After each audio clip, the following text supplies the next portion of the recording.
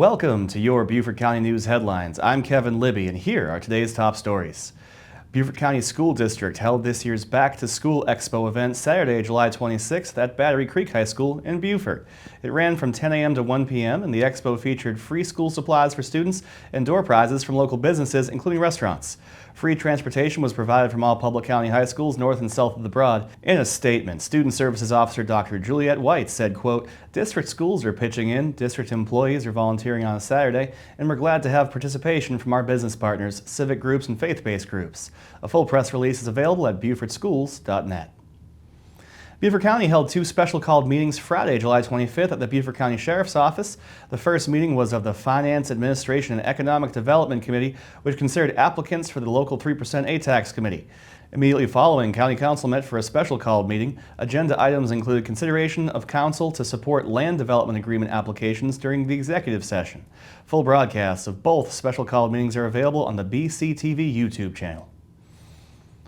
The town of Hilton Head Island's general obligation municipal bond rating has been graded AAA from Standard & Poor's Global Ratings. Already rated at AAA from Moody's and Fitch, Hilton Head Island joins only Greenville as one of two municipalities in South Carolina that are AAA rated across all three major rating agencies. AAA means the town of Hilton Head is extremely likely to fulfill its credit obligations and has been deemed a low credit risk. The town of Hilton Head will be able to reassess and leverage current lending relationships and expect the best rates available when seeking financing in the private market. In a statement, Town Manager Mark Orlando said, quote, "This achievement directly supports our ability to reinvest in infrastructure, resilience, and quality services while saving taxpayer dollars through reduced borrowing costs. I commend our Town Council for their fiscal vision and disciplined policy leadership." A full press release is available at hiltonheadislandsc.gov/news. The town of Hilton Head will hold a council workshop Tuesday, July 29th at 1 p.m. at the Benjamin M. Mercuson Council Chambers located at One Town Center Court on Hilton Head Island. The workshop will feature discussion of the workforce housing program. Of Hilton Head's near 38,000 full-time residents, only about 2 in 10 of those residents live and work on Hilton Head. Of the 46,000 workers on Hilton Head, about 32,000 of those are residents of Beaufort County.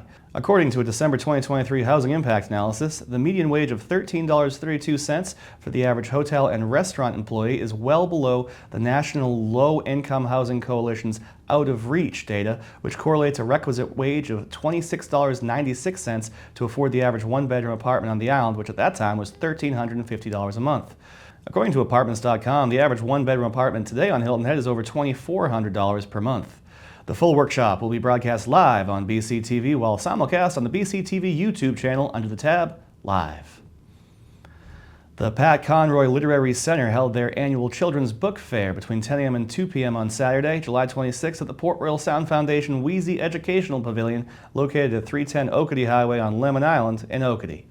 Local and visiting writers were on hand with books for sale and for signing, as well as art activities and readings. At 11 a.m. it was the New York Times best-selling author Angela May who read. At noon, the National Park Service Ranger Catherine Friedman hosted Read with a Ranger. And at 1 p.m., Robert Small's great-grandson Michael B. Moore read from his debut children's book. More information is available at patconroyliterarycenter.org.